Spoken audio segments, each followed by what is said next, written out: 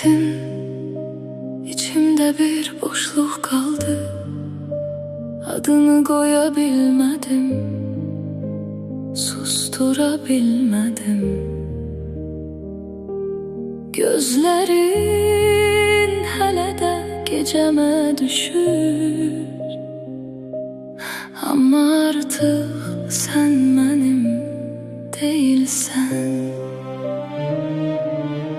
Bir zaman ellerin vardı ellerimde, indi sadece soyuq bir xatirə. Deyilmemiş sözler yığılıb içimde, her biri yüreğime batır sessizce. Sen gedəndə mən qalmağı seçmedim, sadece yarım kaldım bir yerde. Kırıldım ben içimde sessizce, hiç kim duymadı, hiç kim görmedi. Sevdiğim her şey senden ibaret idi. İndi yokluğunla baş başayam.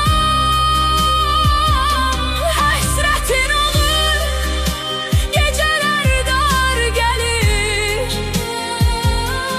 Zaman geçmiş, yüreğim seni silmiş. Bir yanım hele de sendeye döyünür.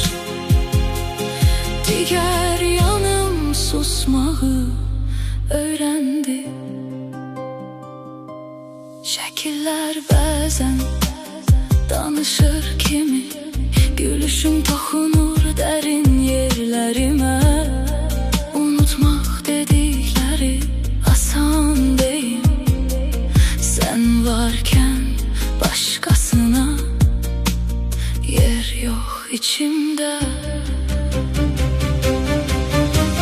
Belki bir gün geçer değiller, ama ben o güne inanmadım.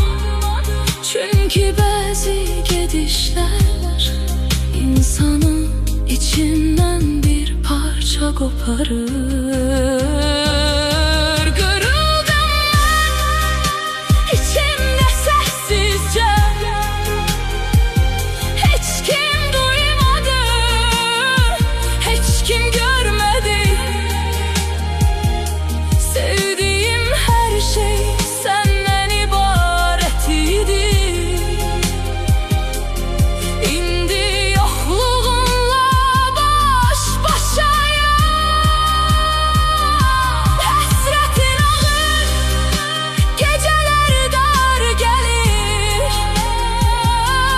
Zaman geçmiş, yüreğim seni silmiş. Bir yanım hele de sendeye döyünür.